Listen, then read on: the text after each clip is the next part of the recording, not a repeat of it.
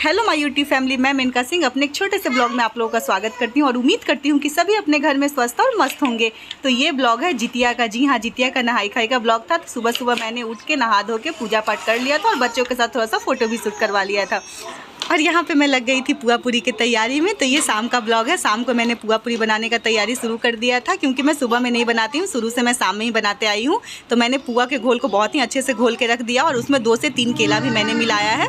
दूध, मैदा और आटा थोड़ा सा और केला मिला के मैंने इसका घोल तैयार करके इसको साइड कर दिया था, क्योंकि पुआ का जो घोल है ना वो 1 से 2 घंटे तक अच्छे से फूल जाने के बाद पुआ बहुत ही अच्छा बनता है। और ये जो है ये मैंने सुबह में नेनू का साग और नेनुआ की सब्जी और थोड़ा सा बचका जो था उसको भी मैंने बनाया था। तो ये साइड करके रख दिया था, क्योंकि मैं सुबह में चूल्हों और सियारों को देती हूँ और वो नेनुआ का पत्ता जो होता है उस पर, तो इसीलिए मैंने उसको साइड करके सुबह में ही रख दिया था। और खिड़की खुला रहता है तो बिल्ली फिर आ गई थी आप लोगों से थोड़ी सी बात करने के लिए। तो उसमें मुंह मार के भाग जाती है। तो इससे क्या होता है, अभी मैं दूध गर्म करके गैस पे ही रखी हूँ। वैसे तो मैं फ्रिज में रखती हूँ, अभी गैस पे रखी हुई हूँ। तो उसको डर लग रहा, जा रही हूँ मैं खिड़की पहले बंद करने के लिए, क्योंकि डर लगता है कि आगे कहीं मुंह न मार दे। तो नहीं भी पीती है ना तो फिर मन नहीं करता है पीने का, तो वो फिर कुत्ता लोग को थ्रो ही कर देते हैं। मम्मी के यहाँ डॉगी है, उसको थ्रो कर देते हैं।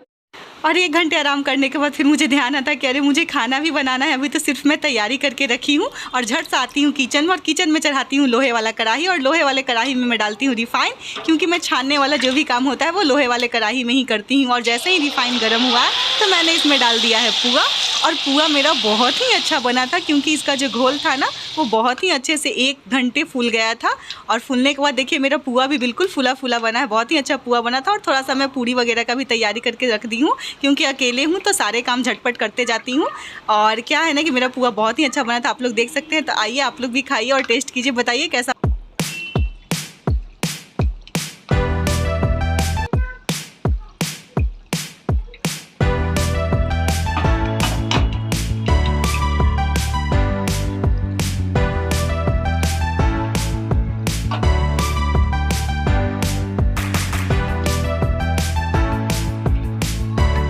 और क्या है ना कि इस बार सारे फेस्टिवल 2-2 हो जा रहे हैं, यानी कि जितिया भी 2 हो गया था। बहुत सारे लोग 6 को भी किए थे, बहुत सारे 7 को भी किए थे, बट मैंने तो 7 को ही किया था।